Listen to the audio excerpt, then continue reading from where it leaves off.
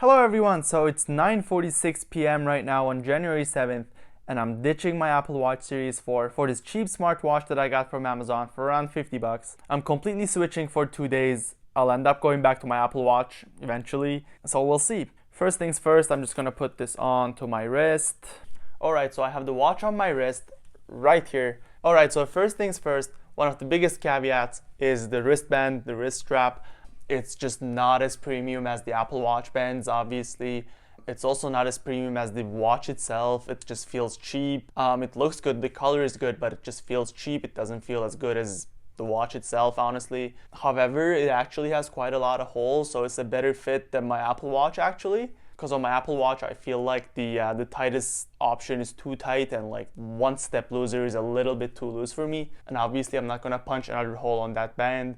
So I've been living with that for a while. The second part is the activity app on the iPhone. So ever since I got my Apple Watch, which was around like 4 years ago, I had a Series 0.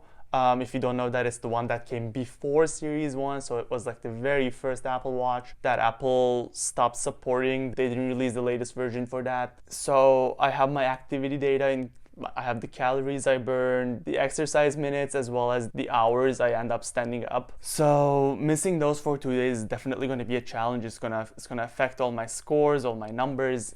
Anyway, it's not a huge deal. So the app that we use to control the watch, it actually tracks activity data as well. It tracks the amount of steps you take and your heart rate, etc. But obviously the activity app itself, it's just compatible with the Apple Watch and not the rest, so it's not great. So these are the main caveats at the moment. We'll see tomorrow morning when I have to leave home to go to school. I get quite a lot of notifications. I use an app for public transport. I use an app for Messenger. Well, everyone does. I have WhatsApp, etc. My emails are very important, so we'll see. Oh, and also before I forget real quick, this watch has a 200 milliamp hour battery, which isn't a huge battery by any means, but apparently it's supposed to last me at least 2 days. So what we're gonna do is we're gonna keep the watch on overnight. I'm gonna keep it on. It's supposed to track my sleep cycles, so we'll see how good of a job it does, and whether it's gonna die overnight or whether it's gonna die tomorrow during the day. We'll see. Alright, so it's 10:56, it's been around an hour since I put the watch on, and I have a couple updates. First of all, Race to Wake. It's a great feature on Apple Watch. You just look at the watch and it tells you what time it is. However, on this, it works less than half the time, so I'm looking at the watch right now and it's completely black. So my Apple Watch does that sometimes as well, and what I do usually is just tap the screen and it wakes up. However, on this, obviously they don't have that either.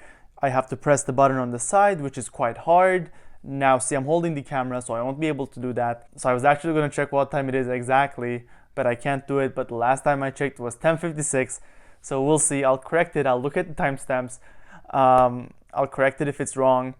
Otherwise, it's 10:57. Now I had the time to touch it because I have to check something. So in an hour and 15 minutes, I actually didn't really leave the bed. I was in the bed, I went to get a cup of water maybe, and it tells me that I took 582 steps, which is not accurate at all. I maybe took 50. So at least for now, it's not super accurate. I remember some Android phones used to have that, like the same pedometer feature. So we'll see. I'll see you guys tomorrow.